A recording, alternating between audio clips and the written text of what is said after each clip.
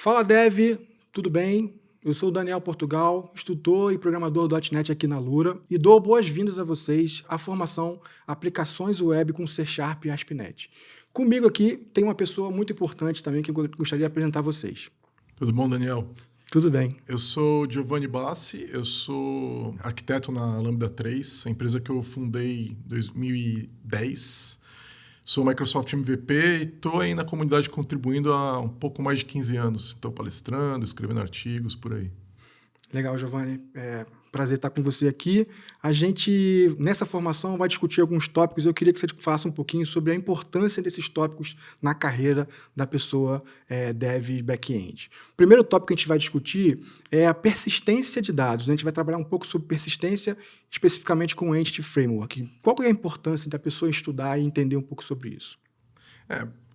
Toda aplicação precisa guardar os dados em algum lugar, né? E quando a gente fala de .NET, o Entity Framework é o principal ORM, a principal ferramenta, né, biblioteca que a gente utiliza para isso.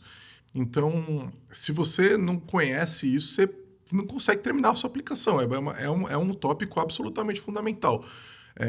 Sabendo, conhecendo o uso do Entity Framework, você vai conseguir acessar o banco de dados, guardar as coisas que você precisa, recuperar depois.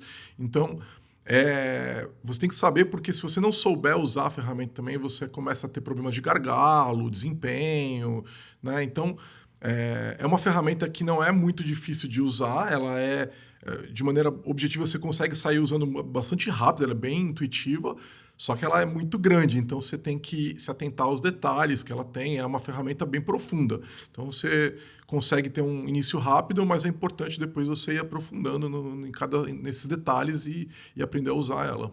Bacana. A gente vai trabalhar um pouco com Entity nessa formação e vai justamente mostrar esse problema de a gente precisa persistir os dados e a gente precisa justamente usar essa ferramenta para isso. Além disso, Giovanni, a gente também vai... o próximo passo dessa formação é a gente pegar essas informações e expô-las, né? Expô-las na internet, na web, através de APIs. Então, novamente, o que a gente precisa estudar sobre APIs, né, para poder ter uma importância e conseguir seguir na carreira, né, de pessoa back-end? Isso é interessante, porque o mercado ele vive idas e voltas. Nesse momento, a gente está fazendo só APIs, a demanda por fazer renderização no servidor ela diminuiu muito, que era o padrão 10 anos atrás. Só se fazia a renderização do HTML no servidor e tal, né? Um pouco mais de 10 anos atrás, talvez. Mas... então, hoje, o que a gente tem? A gente tem aplicações SPA, Angular, React, etc., no front-end, e elas, ou então uma aplicação mobile, né, um celular, né, ou até uma aplicação desktop, que é menos comum, mas ainda existe, e elas acessam uma API. E a API é a sua forma de expor a aplicação para esses front-ends todos, né? Então, normalmente a gente faz uma API HTTP, né? REST, esse é o mais comum, e o .NET com ASP.NET Core, ele faz isso muito bem. Eu diria que é uma das melhores maneiras de você fazer isso com o .NET hoje em dia. Então,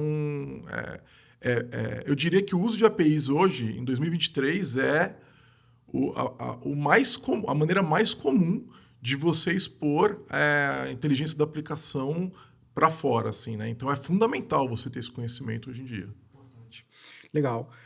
Você falou também de aplicações que consomem essas APIs, né? E é o tema do terceiro curso. A gente está trazendo também esse conhecimento, não de forma aprofundada, mas a gente entende que para a pessoa poder entender melhor o consumo das APIs, a gente vai trazer uma aplicação web SPA usando uma tecnologia chamada Blazor.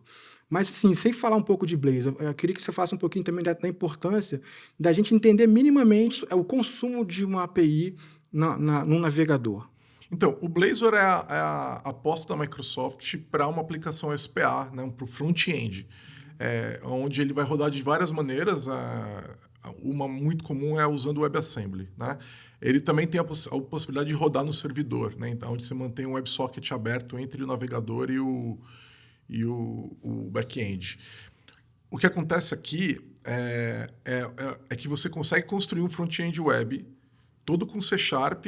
Você também tem que saber, obviamente, né, já que é um front-end web, você tem que saber HTML e CSS.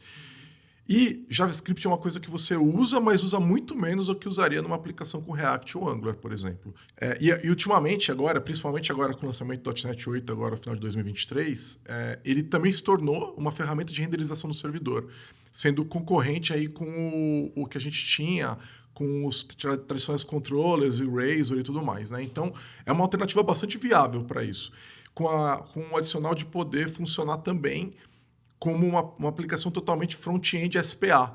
Então, isso é tunável. Você consegue falar, não, eu quero agora fazer só renderização no servidor, ou esse pedaço da aplicação eu quero que ele tenha esse dinamismo que a gente tem numa típica aplicação SPA. Então, é uma maneira muito interessante de você fazer isso.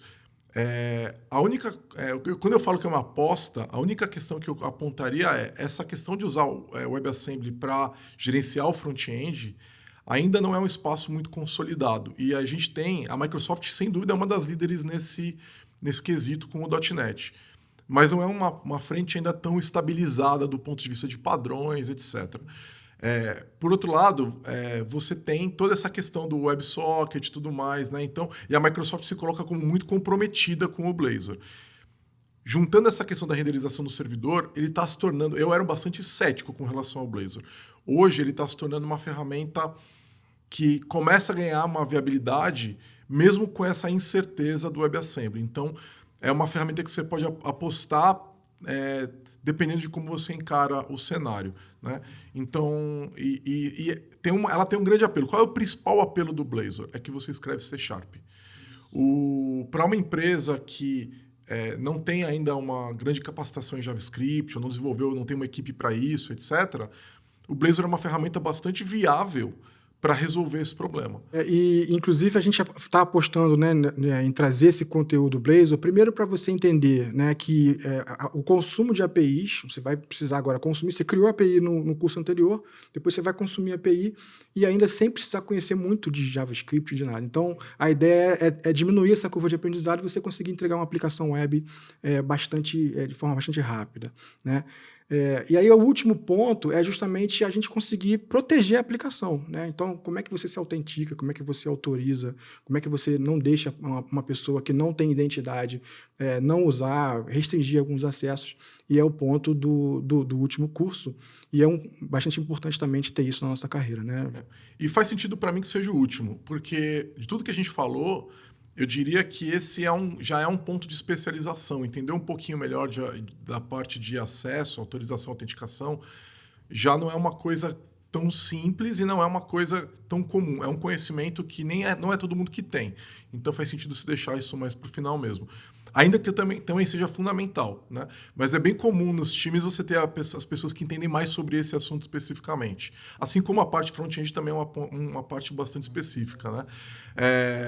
É absolutamente fundamental. Quando você fala de uma aplicação, ela normalmente vai ter uma parte onde ela só é acessível quando a pessoa está logada e você não quer que um usuário acesse os dados de outro usuário, né?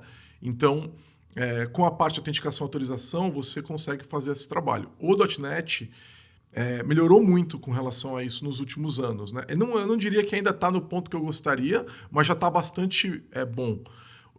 Você tem a opção com o .NET hoje de fazer todo o processo de autenticação de maneira bastante leve, então até recentemente você precisava desenvolver principalmente quando a gente falava de API, né, todo um back-end de autenticação que não era, né, um trabalho muito simples, mas agora com a versão 8 eles tornaram isso muito mais simples. Então eu diria que para quem está começando a olhar para o .NET 8, porque simplificou muito esse trabalho, é absolutamente fundamental. Você não pode lançar uma aplicação sem saber fazer isso. E se você não conhece, você acaba fazendo errado. E fazer errado tem um risco altíssimo de segurança, né? Então é importante entender como essas coisas se conectam. O .NET torna esse trabalho bastante fácil, tá? Só que a partir do momento que você vai para um processo de autenticação e autorização um pouquinho mais complexo, um pouquinho mais amplo, você sai de uma área de conforto. Então eu diria o seguinte, que é importante conhecer esse básico, Só que na hora que você fala, por exemplo, de uma autenticação corporativa, um provedor de identidade corporativo como, por exemplo, um Azure AD, alguma coisa que está usando o Auth, o Google, por exemplo, aí o negócio começa a ficar um pouco mais complicado e é importante cair mais de cabeça nessas coisas e procurar uma especialização maior. Mas, como sempre, o .NET torna isso bastante fácil. Então, não é ciência de foguete, mas é importante conhecer a ferramenta. Bacana, bacana, Giovanni. Então, assim, essa formação vai ter esses tópicos, a gente abordou aqui a importância deles para você no seu estudo, na sua carreira, né? E agora está na hora da gente começar, de fato, a estudar, né? Bora estudar, né, Giovanni? É isso aí. Estudar é para a vida toda, né? Isso aí.